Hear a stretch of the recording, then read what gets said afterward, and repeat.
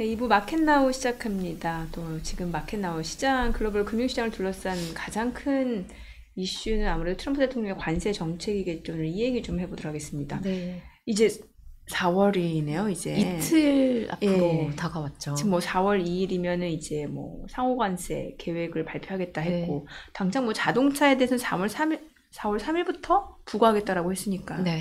이제 시작이네요. 그쵸. 예. 이제 시작이고, 뭐, 좀 늦추지 않을까 이런, 마지막까지 기대를 붙들고 있는 것 같은데, 네. 뭐, 착각 모르는 거나 신경 안 써. 이런 식이잖아요. 그리고 그러니까요. 상호관세, 뭐, 보편관세로 갈 수도 있다. 이런 얘기도 나오고요. 뭐, 해방의 날이라고 하는데, 해방이 될지. 지금까지 나온 걸 한번 네. 정리를 해보면, 중국에 처음에 10% 때렸다가, 네.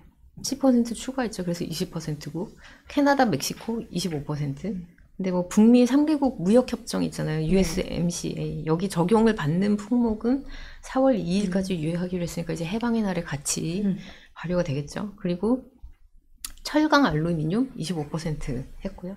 자동차 25%.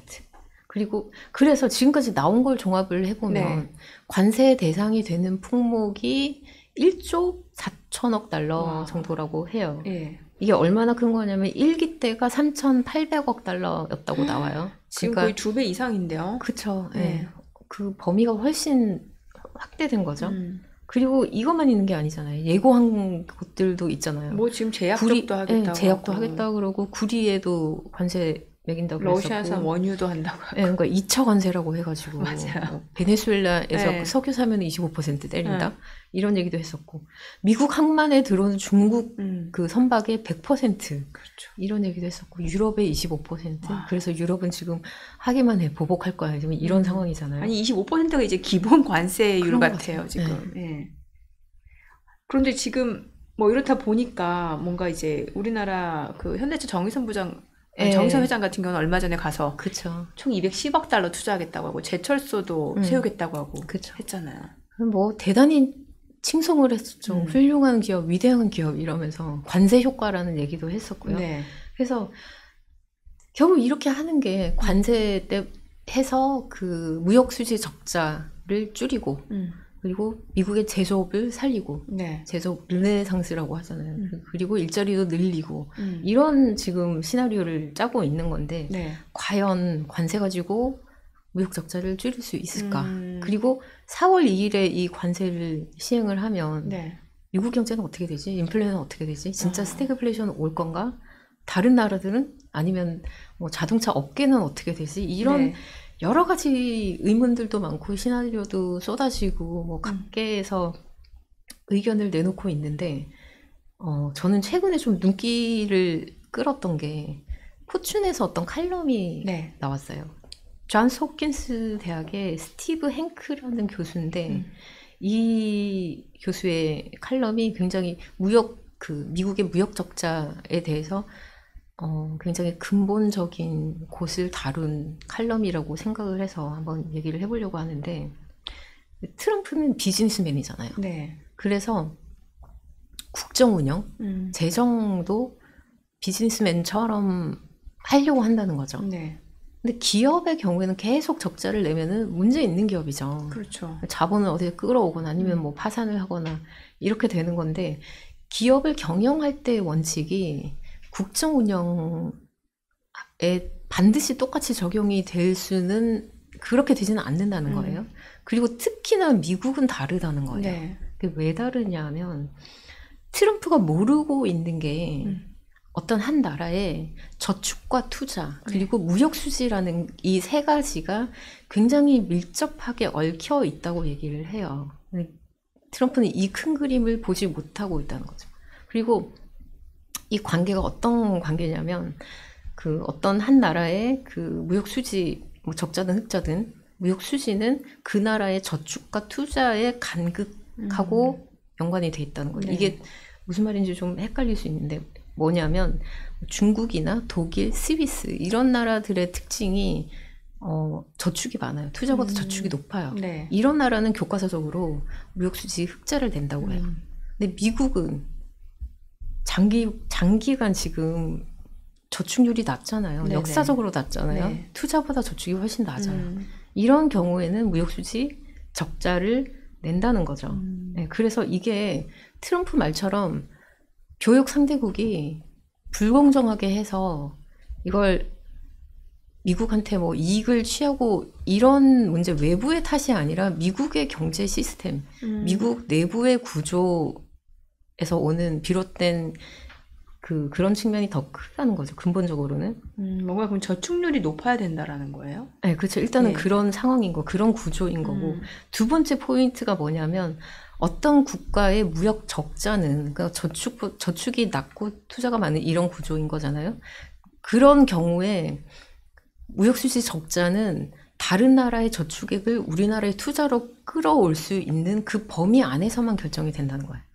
이게 뭔지 또 복잡하게 들릴 수 있는데 무슨 얘기냐면 예를 들어서 한국이 100조 원짜리 투자를 하려고 해요. 근데 우리나라의 한국의 저축액이 80조밖에 없어요. 그러면 나머지 20조는 외부에서 조달을 해야 되는 거잖아요. 근데 한국의 투자 여건이 좋으면 20조 충분히 투자를 끌어올 수도 있고 오히려 더 하겠다고 할 수도 있는 거고. 근데 투자 여건이 좋지 않으면 20조에 미달할 수도 있는 거잖아요. 이 투자액에 따라 무역 수지 적자가 결정이 된다는 거예요. 네. 그리고 그 투자를 받으려면은 어떤 그만한 여건, 그만한 메리트를 제공을 해야 되잖아요. 투자자 입장에서 보면 그렇죠. 뭐 금리를 높게 준다거나. 근데 이자율을 높이고 보면은 이건 경제 성장을 좀 저해하는 요인이잖아요. 고금리라는 게. 그러면서 성장률이 저하되면 통화 가치도 떨어질 수 있는 거고. 그리고 외부 자금이 이 나라가 지금 적자 충당할 능력이 떨어진다. 이렇게 되면은 갑자기 그 투자에서 발을 뺄 수도 있는 거고. 그래서 일반적으로는 어떤 나라의 적자가 장기간 지속이 되면은 결코 좋지가 않은 게 외부에 많이 휘둘릴 수 있다는 거죠. 이래서 부정적인 상황인데 세 번째 포인트가 뭐냐면 미국은 다르다는 거예요. 트럼프가 모르고 있는 세 가지 포인트인데 이게 미국의 경우에는 정반대였다는 거죠. 과거 50년 동안 다른 나라들이 기꺼이 그리고 절실하게 미국의 무역수지 적자를 지지해주는 그런 노선을 취했다는 거예요. 기꺼이 돈줄을 대줬다는 거죠.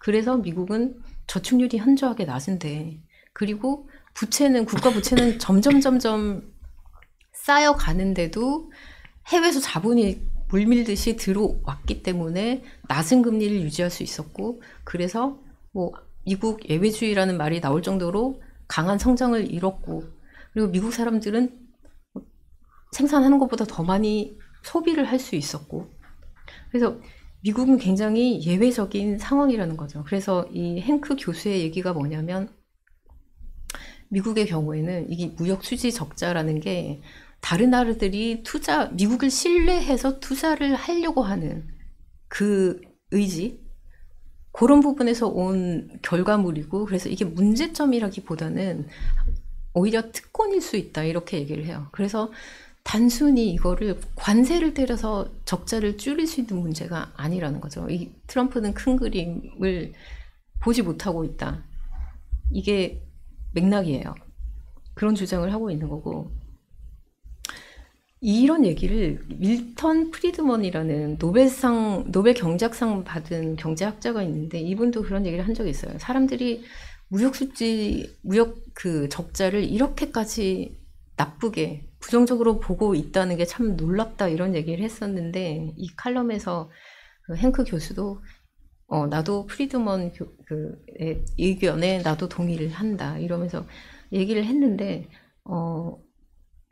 물론 그 부채라는 게, 적자나 부채가 무조건 좋다고 볼 수는 어렵죠. 작년에 뭐 기간 프리미엄이 뛰기도 했었고 이런 문제가 있기는 하지만, 그 미국의 무역 적자라든지 아니면 투자 유치라든지 이런 부분, 큰 그림에서 볼 때 얼개를 좀 정확하게 보여준 칼럼이다, 이런 생각이 들고, 그래서 이게 관세를 때려서 진짜 적자를 줄일 수 있을지, 이런 부분에 대한 의문, 이게 근본적인 해답일까, 이런 의문이 드는 거죠. 그러면 뭔가 이제 미국이라는 국가에 대해서 이제 외국과 다른 나라에서 봤을 때 좀 투자하기 좋은 나라, 이런 신뢰를 쌓는 게 더 중요하다라는 얘기인 것 그쵸. 같은데. 왜 그렇게 무역 수지 적자를 지지해 줄 정도로, 이거 뒷받침해 줄 정도로 돈이 들어왔을까? 자금이 들어왔을까?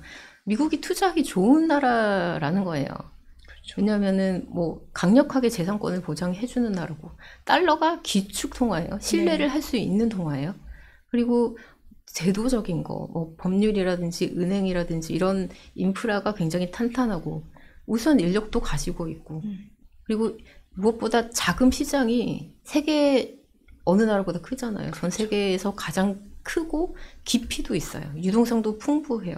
이러다 보니까 들어왔던 거고, 그런 저축과 투자의 이 메커니즘 속에서 무역 적자가 발생했다는 거죠. 그러면 트럼프 일기 때도 그 당시 이제 관세 정책이 있었는데 실제로 무역 적자 규모를 줄이는데 효과가 있었는지 궁금한데. 그렇죠. 그런 거 한번 생각해볼 문제일 텐데 결론부터 얘기를 하면 안 줄었어요. 지금 그래프 보시면 계속 늘어나잖아요. 작년에 미국 무역수지 적자가 1조 2,100억 달러예요. 1조 2,100억 달러, 사상 최대 규모고요. 2017년, 그러니까 트럼프 관세가 시행되기 전보다 50% 늘어났어요. 중국에 대한 관세가 원래 3.1%였는데 트럼프 관세 때문에 이게 21%까지 뛰었잖아요. 그리고 바이든 행정부가 이거 뭐 좀 낮출게 했는데 대부분 그대로 유지해서 가지고 갔어요. 그래서 중국에 대한 관세 수입은 늘어났어요. 작년에 289억 달러였어요. 이게 2017년보다 2배 이상 늘어났고요. 대중 무역 수지 적자는 작년에 2,954억 달러. 그래서 어쨌거나 다른 교역국들보다는 중국이 제일 커요. 크기는 한데 2017년에 비해서는 20% 줄었어요.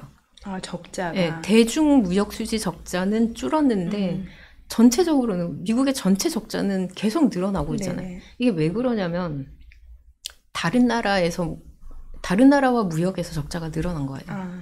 2017년 이후에 작년까지 유럽에서 무역 적자가 50% 늘어났고요. 멕시코하고는 2배 증가했고요. 베트남, 대만 포함해서 아시아 쪽에서 다 늘어났어요. 왜 이런 현상이 나타났을까? 이거를 골드만삭스는 관세 우회라고 표현을 해요. 이게 관세를 피해서 물건이 돌다가 이렇게 미국으로 들어갔다는 거죠. 중국에서 다른 데 거쳐서 들어갔다는 거죠. 그래서 우회해서 결국은 뭐 한 나라 중국에 대한 적자는 줄었지만 전체적으로 늘어나는 구조가 됐다, 이런 건데, 철강이 사실 대표적인 사례예요. 미국 그 철강 수입 이렇게 국가별 리스트를 보면 중국이 저기 밑에 제일 아래쪽에 있어요. 얼마 안 돼요. 그 직접 수출하는 물량은. 근데 중국의 철강이 뭐 독일이나 다른 뭐 아시아나 다른 지역을 거쳐서 결국 미국으로 들어간다는 거예요. 그래서 25% 관세가 다른 나라보다 중국을 겨냥한 거다, 이런 얘기가 나오는 게 이 관세 우회 문제, 이런 것 때문이라는 거죠. 그러면은 적자는 어쨌거나 계속 늘었는데 경제 성장 실물 경기는 좋아졌을까를 보면 텍스 파운데이션이라는 미국 조세 정책 연구 기관이 있는데, 여기서 내놓은 자료를 보면 2018년에서 19년 사이에 관세 때문에 미국 GDP가 0.2% 감소했고요. 그리고 일자리는 14만 2천 시간에 해당하는 정규직 일자리가 사라졌다고 나와요. 그리고 지금 발표하는 이 관세 때문에 미국 GDP가 0.4% 감소할 거라고 이렇게 전망을 하고요. 일자리는 30만 9천 시간에 해당하는 정규직이 사라질 거다. 그리고 이게 지금 다른 나라의 보복은 감안을 안 한 건데, 보복을 하게 되고 사태가 더 나빠지면은 뭐 GDP 감소라든지 일자리 타격이라든지 이런 게 더 커질 수도 있다고 얘기를 합니다. 결국 일기 때를 보면은 뭐 사실 무역 수지가 적자 규모가 줄어든 것도 아니고 오히려 고용 시장에도 좀 영향을 주고 있는 것 같고 효과가 없었다라는 건데, 어찌됐건 지금 트럼프 2기 들어서는 지금 더 센, 강한 관세 정책을 예고하고 있다 보니까 네. 이게 참 시장에도 많은 영향을 주는 것 같은데 지난주에 보니까 뉴욕 증시가 많이 떨어졌어요. 그쵸. 지금 급락했죠. 트럼프 지금 취임 이후에 두 번째 가장 큰 낙폭이었던 것 같은데 4월 2일을 앞두고 해방의 날을 앞두고 지금 네. 지금 이른바 S공포, 스태그플레이션 네. 공포가 다시 좀 네. 되살아나고 있잖아요. 그 앞에서 그래프 보신 예. 것처럼 PC 물가 지금 이렇게 고개를 드는 네네. 모습을 보이고 있고 성장 전망은 점점 안 좋아져요. 지금 GDP 나우의 3월 28일 기준으로 나오는 거 보면 1분기에 마이너스 2.8 그러니까요. 네, 이렇게 나오고 OECD가 올해 연간 그 성장 전망을 2.4에서 2.2%로 내렸고 내년 전망치는 2.1에서 1.6으로 내렸잖아요. 네. 물가는 이렇게 오르기 시작하는 모양새고 지금 뭐 성장은 기대 인플레이션이 가라앉고. 엄청 높아지고 네. 있어요. 그리고 이러다 보니까 지금 당장 스태그플레이션이라고 보기는 어렵지만 그런 형태로 가고 있지 그쵸. 않나 이런 전망이 나오는 거죠. 그리고 이런 말이 저번 시간만 해도 좀 조심스러웠어요. 네네. 근데 지금은 아이비들이 이제 본격적으로 목소리를 그러니까 내고 있어요. 라자드가 인플레 들썩거리고 소비는 약해지고 이런 얘기를 하고요. 웰스파고도 관세 때문에 물가는 오르고 기업 이익은 저하될 거다. 그리고 뱅크 오브 아메리카는 올해 완만한 스태그플레이션이 올 거라고 전망을 해요. 그래서 1기 때만 해도 물가가 연준 목표치 2% 이내였잖아요. 네네. 그리고 그 물가 그 비용 상승을 소비자한테 막 이렇게 떠넘기는 전례가 그렇게 많지도 않았고 그래서 물가를 올리기가 그 가격을 올리기가 조심스러운 상황이었는데 지금은 이미 기대 인플레이션이 높아진 상태고 그래서 오히려 더 적극적으로 반영을 할 거라고 보는 거죠. 근데 관세랑 트럼프 행정부가 도발하고 있는 또 하나가 네네. 침체거든요. 과도기라는 얘기를 했었고 뭐 경기 둔화를 결국에 일시적으로 좀 용인할 수 있다 이런 태도 같아요. 침체가 오면 우리 막을 거야 이런 얘기 하지 네, 않잖아요. 네. 그리고 상무장관이 하워드 러트닉 상무장관이 최근에 뭐 어떤 얘기를 했냐면 침체가 관세 때문에 침체가 발생한다 해도 가치 있는 거야 이런 얘기를 해요. 그리고 뭐 다들 아시지만 베센트 장관이 경제 디톡스 얘기를 했었고 다들 같은 맥락인데 이게 일시적으로 단기적으로 고통이 발생할 수 있는데 네. 이거를 감내하면 장기적으로는 황금기가 올 거야. 황금기가 올 거니까 감내하자. 이런 식인 거죠. 그리고 트럼프 대통령이 지금 최근에 발언한 것 중에 제가 제일 이렇게 눈길이 갔던 거는 FOMC 끝나고 나서 그 이후에 관세가 이제 경제에 작용을 하기 시작할 텐데 연준이 금리 내려야 된다. 이런 네네. 얘기를 했단 말이야. 그러면 관세가 진짜 미국 경제를 타격할 수도 경기가 하강 기류를 타는 것까지도 염두에 두고 있구나. 네. 침체까지도 열어두고 있을 수 있겠다. 노무라가 그런 보고서를 냈어요. 이제 뉴스핌에서 그 기사를 보도를 했는데 네네. 트럼프가 의도적으로 침체를 일으키려고 하고 있다 이런 얘기를 했는데 최근에 발언 나오는 거 보면 이게 진짜일 수도 있겠다. 좀 방향이 네. 맞아 떨어져요. 네. 네. 근데 이게 진짜 도박인 게 2년 뒤에 중간 선거 있잖아요. 네네. 신경 안 쓸 수가 없잖아요. 그렇죠. 근데 만약에 진짜 침체를 계획하고 있다고 의도하고 있다고 보면 2년 뒤에 그 중간 선거 전까지 다시 또 되살려놔야 네. 될 텐데. 본인이 원하는 만큼의 침체를 일으켰다가 네. 살려서 중간 선거 때 표를 충분히 얻을 만큼 경기를 살려놓는 게 과연 가능할까? 월가에서 우려하는 건 뭐냐면 물가가 진짜 치솟고 경기는 크게 악화되고 그래서 부양책을 써야 되는 상황이 만약에 생기면 부채가 오히려 더 커질 수 있다는 거죠. 오히려. 네, 그래서 더 정치적으로나 경제적으로나 심하게 타격이 발생할 수도 있다는 거예요. 그리고 재산업화라는 얘기도 해요. 아예 그 수입을 네. 최소한으로 막아가지고 최소한으로 이렇게 축소해서 미국의 공장 짓고 미국의 제조업 르네상스 이런 거를 이제 도모하고 일자리로 창출 이런 생각을 하는 것 같은데 현대차가 투자를 하기로 했잖아요. 네. 근데 어떤 기업이 땅을 다져서 공장을 짓고 그리고 필요한 인력을 다 구해가지고 공장을 돌려서 완성제를 만들어내는 데까지는 시간이 걸리죠. 수년이 걸리고 한 10년이나 그 이상 걸릴 수도 있는 문제잖아요. 근데 지금 자동차 하나만 보더라도 재고 물량이 한 2개월분밖에 없다고 한단 말이에요. 그래서 4월에 관세를 시행을 하면 당장 5월부터 그 충격이 올 수 있다고 얘기를 한단 말이에요. 그래서 하버드 대학의 그 그렉 맨큐라는 굉장히 유명한 맨큐의 경제학 이코노미스트 이분이 뭐라고 얘기하냐면 트럼프 정책의 단기 고통 뒤에는 뭐 장기 황금기가 오는 게 아니라 더 큰 고통이 올 거예요. 이런 얘기를 했고요.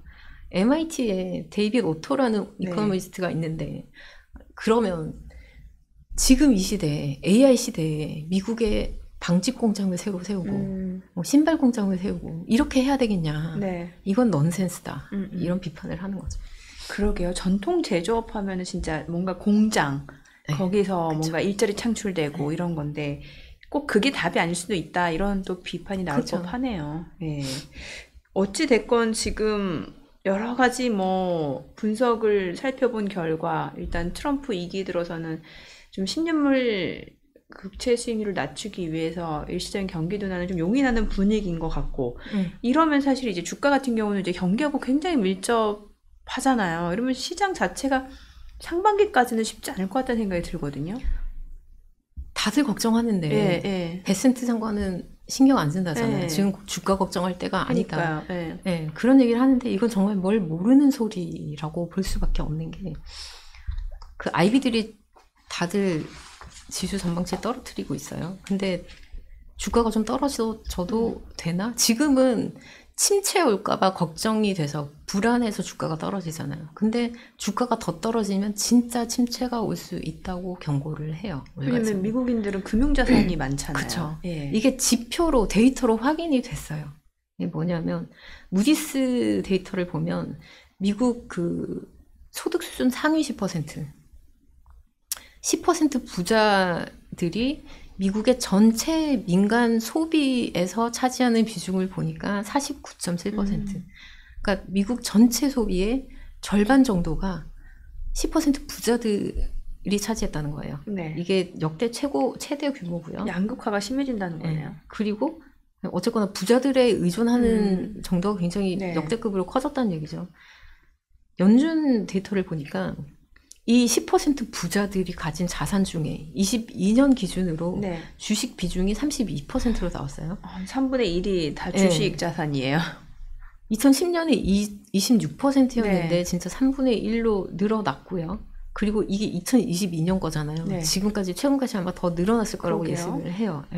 그리고 최근 4년 사이에 이 10% 부자들이 소비를 58% 늘렸다는 거예요. 무슨 돈으로 소비를 늘렸을까? 아마 뭐 소득 그 월급이 연봉이 높아졌을 수도 있고 아니면 사업해서 벌어들인 이익이 더 늘어났을 수도 있는데 그거 플러스 주가 올라서 주가가 지금 최근 4년 사이에 많이 올랐잖아요. 빅테크 중심으로. 그래서 부의 효과가 상당히 차지하고 있을 거다 이렇게 보는 거죠. 근데 여기서 주가가 20% 떨어진다? 그러면은 진짜 침체가 올 거라고 경고를 해요. 그리고 부자들뿐만이 아니라 나머지 90%도 마찬가지인데 피델리티나 뱅가드 이런 자산운용사가 퇴직연금 많이 하잖아요. 그 401K라고 하잖아요. 우리나라 그 퇴직연금처럼. 근데 여기에 가입하는 그 임금 노동자의 수도 늘어나고 있고 그 가입자들이 납입하는 금액도 더 늘어났다는 거예요. 그래서 부자들뿐만 아니라 나머지 그 90% 물론 저소득층은 좀 다를 수 있지만 적어도 중산층으로 분류되는 요 계층까지는 주식에 의존하는 바가 굉장히 크고 그래서 만약에 떨어지면 소비가 줄어들고 부의 효과가 꺼지면서 실물 경기에 타격을 줄 수 있다 이런 얘기를 해요. 근데 소비는 이미 뭐 둔화되고 있단 말이에요. 월마트, 코스트코, 뭐 맥도날드, 델타항공, 술 파는 회사죠. 그 주류 회사인데 브라운포맨이라는 이런 회사까지 지금 고객들이 돈을 안 써요. 이런 얘기를 해요. 실적 발표할 때마다 나온 얘기고. 그래서 실적 경고를 하기도 했고요.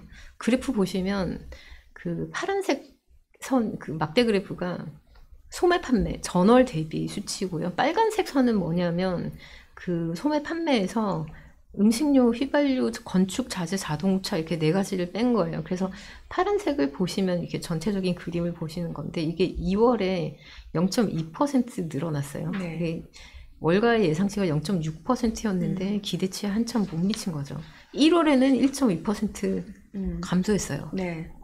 그리고 2월에 살아나긴 했지만 뭐 별로 좋지 않고 그래서 1분기에 미국 경제가 역성장할 수도 있다 이런 경고가 계속 나오고 있고요. 도이체방크는 주가가 20% 빠지면 소비 지출이 1.2% 감소하고 성장률이 0.8%포인트 하락할 거다 이런 전망을 내놨습니다. 뭐 이렇다 보니까 실제로 지금 미국의 그 거부들, 고액 자산가들은 자금을 많이 미국에서 빼내고 있다는 네. 얘기도 있어요. 빼는 예. 추세예요. 지금 예. 그 고액 자산가들 그 자금을 운영하는 예. 뭐 대표적인 데가 프라이빗뱅크 아니면은 패밀리 오피스 이런 데잖아요. 이런 업계에서 일하는 그 소식통들 얘기를 보면 미국 부자들뿐만 아니라 해외 자산가들 중에서도 미국에 투자한 분들 있잖아요. 네네. 투자자들 있잖아요. 예. 뭐 누구나 할 거 없이 미국에서 빼는 분위기라고 얘기를 하는 거죠. 부자들의 엑소더스가 지금 그 미국 금융위기 당시 2008년. 이후에 그 이후에 지금 최대 규모다 이런 얘기를 하고요. 그래서 어디로 가는 거예요? 여러 가지, 뭐 스위스로 가기도 하고 네. 금으로 가기도 하고 유럽 주가 많이 오르잖아요. 유럽으로 가는 게 단순히 이 미국에서 빠져나가서 대체 자산을 찾다 보니까 가게 된 게 아니라 그 유럽에 대해서 강세론을 말하는 투자자는 어떻게 얘기하냐면 유럽 주식 시장이 장기적으로 미국이 뒤처졌는데 네. 여러 가지 이유가 있었겠지만 뭐 경제 펀더멘털부터 시작해서 여러 가지 이유가 있었겠지만 긴축이 굉장히 큰 요인이었다는 거예요. 근데 네. 독일 포함해서 지금 이렇게 완화하겠다고 나서잖아요. 이런 게 근본적인 어떤 호재가 될 수 있다 이런 얘기를 하기도 해요. 네. 그리고 뭐 아시아나 신흥국으로 많이 가기도 하고요. 심지어 최근에 나온 뭐 보도들 보면 러시아 채권을 살려고 러시아 채권이요? 휴전이 되고 이러면은 좀 오르지 않을까 이런 그런 베팅까지도 나오고 있다 이런 얘기를 해요. 그래서 브릿지워터라고 세계 최대 헤지펀드 회사인데 여기서 최근에 한 얘기가 뭐냐면 미국 자산이 위험하다는 거예요. 왜 위험하다냐면 미국의 해외 자본 의존도가 높다는 거죠. 네. 그 대규모 경상수지 적자를 외국인들의 거대한 투자로 상쇄를 하고 있는 상황이다. 이게 그러니까 행크 교수가 그 포춘에 쓴 칼럼이랑 같은 맥락으로 보고 있는 거죠. 이런 상황인데 구조가 지금 이런데 동맹국들이 등 돌리면은 실물 경기나 금융 자산의 타격이 클 수 있다는 거고 그리고 미국 기업들이 미국에서만 장사해서 돈 버는 게 아니잖아요. 네, 해외로 그렇죠. 다 나가 있잖아요. 글로벌 기업이잖아요. 근데 탈세계화 그리고 그 교역 상대국들의 보복 네. 이런 문제가 결코 미국 기업에도 이롭지 않다는 거죠. 미국 기업들의 이익이 줄어들 수 있다는 거고요. 네. 그리고 세 번째는 정부 부분의 지출이 그 실물 경제나 금융 시장에 굉장한 버팀목이었는데 지금 머스크가 그 예산 대폭 삭감한다고 하잖아요. 그래서 이런 움직임도 부정적이라는 거예요. 참 이게 아이러니한 게 지금 그동안 막 돈 움켜쥐고 안 썼던 뭐 독일이라든지 중국 이런 데는 지금 이제 풀려고 하고 있죠. 정부에서 지출을 확대하고 지금 이제 미국 같은 경우는 정부 지출을 축소하려고 하는 상반된 움직임인 거잖아요. 그렇죠. 예. 네. 근데 이 주식보다 지금 문제가 되는 게 어쩌면 국채 시장인데 국채. 중국이 12월 기준으로 네. 9개월 연속 미국 국채 보유량을 줄였고요. 3대 채권국이죠. 일본, 중국, 영국 다 축소를 했고요. 그리고 지금 부채 규모가 36조 1000억 달러인데 의회 예상국에서는 지금 이르면 5월에 디폴트가 올 수 있다 이런 얘기를 하고 있고 그래서 부채 한도를 더 높이거나 아니면 아예 없애자는 얘기도 나오고요. 네네. 그래서 결국은 외부 자금의 의존도가 절대적이라는 얘기잖아요. 아, 이게. 예. 그러네요. 근데 해외에서 자본이 유입되는 거를 서구 경제학자들은 대부분 긍정적으로 봤어요. 그 행크 교수의 포춘 칼럼만 해도 이걸 긍정적으로 본 거잖아요. 이게 긍정적이라는 걸 깔고 쓴 건데 이걸 반대하는 사람이 있어요. 그 인물이 누구냐면 마이클 패티스라고 미국인이고 북경대에서 교수로 일하고 있는데 자본 유입이 외부에서 이렇게 자본이 유입되면서 달러 가치를 높이고 그리고 과도한 금융화를 초래했다는 거예요. 과도한 금융화가 뭐냐면 실물 경기보다 금융 부분이 더 비대해졌다는 거죠. 그래서 전체 경제에서 보면은 금융은 꼬리에 해당하는데 이 꼬리가 몸통에 해당하는 제조나 무역을 흔들고 있다는 거죠. 미국이 딱 지금 그런 예, 상황이네요. 지금 그런 상황이 됐기 때문에 외부에서 자금이 들어오는 게 유입되는 게 긍정적이지 않다는 얘기예요. 근데 이게 의회에서도 이런 얘기가 나왔었거든요. 네. 테미 볼드윈이라는 그 민주당의 상원 의원이고요. 자시 훌리라는 공화당 의원인데 6년 전에 어떤 법을 발의를 했냐면 일자리와 번영을 위한 경쟁력 있는 달러법 이런 거를 발의를 했어요. 이게 내용이 뭐냐면 밖에서 들어오는 자본에 대해서 세금을 물리고 네. 그리고 연준이 약달러 정책을 하도록 해야 된다. 이런 내용이 골자예요. 이게 6년 전이니까 트럼프 행정부의 1기의 막바지쯤이잖아요. 예. 그래서 그 시기상 별로 관심을 끌지 못했고 바이든 행정부 들어서면서 이제 뭐 묻혀 있었는데 최근에 다시 관심을 끄는 게 아메리칸 컴패스라는 그 싱크탱크가 있는데 보수적인 성향이에요. 그리고 JD 벤스 부통령이랑 좀 가까운 걸로 알려져 있어요. 여기서 어떤 보고서를 발표를 했냐면 외부에서 들어오는 자금에 세금을 물리면 앞으로 10년 동안 2조 달러의 자금을 확보할 수 있다. 이런 내용의 보고서를 발표를 해요. 그리고 나서 트럼프 대통령이 어떤 행정명령을 서명을 했는데 내용이 뭐냐면 84년에 미국 중국 간의 그 이중과세 방지 협정을 한 게 있는데 이거를 중단하거나 재검토한다. 이런 내용의 행정명령에서 서명을 했어요. 이게 지금 뭐 자동차 관세, 철강 관세 이런 것 때문에 별로 관심을 끌지 못했는데 검색해 보시면 나와요. 이거 서명했거든요. 이게 내용이 뭐냐면 그 84년도에 그러니까 중국인들이 미국에 들어와서 투자를 하면 자본 차익을 얻거나 이자를 얻거나 배당을 얻거나 아니면 뭐 로열티 수입을 얻거나 여러 형태의 수익이 발생하잖아요. 그러면 여기에 30%를 원천 징수를 했었는데 이걸 완화하거나 폐지하자 이게 골자였어요. 이 협정이. 그때는 그 84년 당시에는 두 개 나라의 투자나 교류를 좀 확대해야 되는 이유가 그런 상황이었기 때문에 이걸 협정을 체결했던 건데 지금 트럼프 대통령이 이거를 재검토한다는 행정명령에 사인을 한 거는 이 30% 중국 자본에 대한 세금을 다시 살릴 가능성을 열어둔 거다. 이런 내용이지. 그래서 관세를 재화에만 상품에만 때리는 게 아니라 자본에도 때릴 수 있겠다. 이런 얘기가 나와요. 지금. 그래서 최근에 어떤 일이 있었냐면 스위스 연금이 그 미국의 스테이 스트리트라는 자산 운용사에 자금을 맡긴 게 있었어요. 연금이 우리나라도 그렇지만 연금이 자체적으로 그 자금을 다 운영하지 않잖아요. 어디 운영 잘한다는 맡기죠. 예, 운영사한테 뭐 이렇게 맡기고 그 성적이 좋으면은 계속 맡기고 아니면은 뭐 빼서 다른 데로 옮기고 이렇게 하는데 지금 맡겨놓은 자금이 520억 달러인데 이거를 다 빼가지고 스위스 자국의 운영사한테 맡기기로 했다는 거예요. 이유가 미국이 더 이상 안전하지 않다 이런 얘기를 해요. 이런 움직임이 나타나는 게 자본에도 관세를 때릴 수 있겠네 이런 움직임이나 얘기가 나오면서 나온 움직임이 그 반응이 아닌가 이런 얘기를 하는 거죠. 그리고 일부에서는 주가가 지금 이렇게 떨어지는 것도 영향이 있지 않을까. 근데 이게 실현이 될 가능성을 뭐 100% 장담하기는 어려워요. 해외 해외 자본에 대해서 관세를 물린다. 네, 이게 네.